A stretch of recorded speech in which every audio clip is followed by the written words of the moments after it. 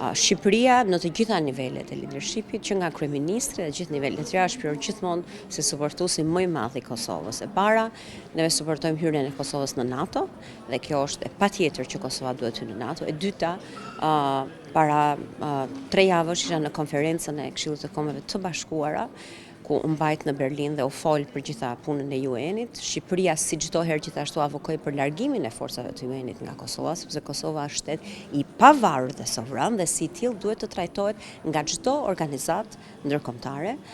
Në aspektin ushtarak, ashtu si Ministria e Mbrojtjes, si Forcat Armatosura të Shqipërisë, për ata që nuk e din, pjesë e madhe e trajnimit të FSK-s, Forcat Armatosura të Kosovës, bëhet në Shqipëri, edhe sot në këtë moment që po flasim, po zhvillohet Defender Europe, ku Kosova merr pjesë në këtë aktivitet nën komandën dhe me koordinim me forcat e armatosura të Republikës së Shqipërisë, kështu që nuk ka dyshim për mbështetjen tonë, e cila do të vazhdojë gjithmonë e pakursyer. Nuk ka forum ndërkombëtar ku kryeministri Rama, ku ministri Vengu, ku gjithashtu dhe unë, gjithashtu dhe ministri punëve të jashtme që marrin pjesë, nuk përmendet antarësimi i Kosovës në NATO dhe avancimi i gjithçkaje për Kosovën për hyrje në mekanizma ndërkombëtar. Që Kosova duhet antarësohet në NATO, ajo duhet të jetë me patjetër, pa marrë parasysh se ç'po ndodh në veri të Kosovës ose jo. Kosova si shtet i pavarur dhe sovran në një region ku mbështet integrimin euroatlantik, në një region që ndoshta Kosova është projekti më i suksesshëm i NATO-s,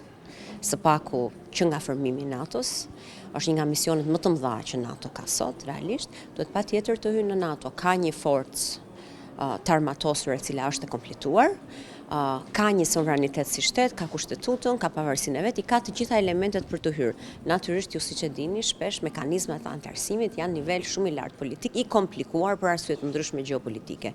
Mbështetja nuk do të mungojë, por Kosova nuk do të harrojë asnjëherë që mbështetja e Shqipërisë ndaj Kosovës nuk është vetëm mbështetja vëllazërore, por është edhe mbështetja e Shqipërisë si antare e NATO-s. Pra, me mbështetjen tonë është një grup i 32 shteteve që do ta mbështesi Kosovën për herë dhe gjithmonë. Dhe nuk ka kthim mbrapa në çështjen e Kosovës. Domethënë kjo duhet të jetë e qartë.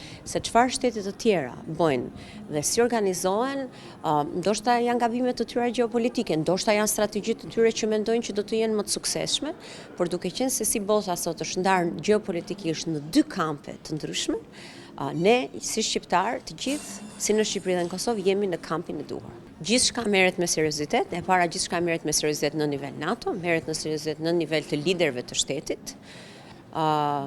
Ne përpiqemi në nivel të Ministrisë Mbrojtjes, për cilën mund të flasun, neve i vazhdojmë bashkëpunimet tona të vazhdueshme, ju pat ne bëmë dhe një marrëveshje me Kroacinë dhe me Kosovën. Të gjitha këto janë shenja që ne jemi shumë serioz në përpjekjet tona që Kosova të jetë sovrane dhe e pavarur ashtu siç ka qenë gjithë vitet e fundit.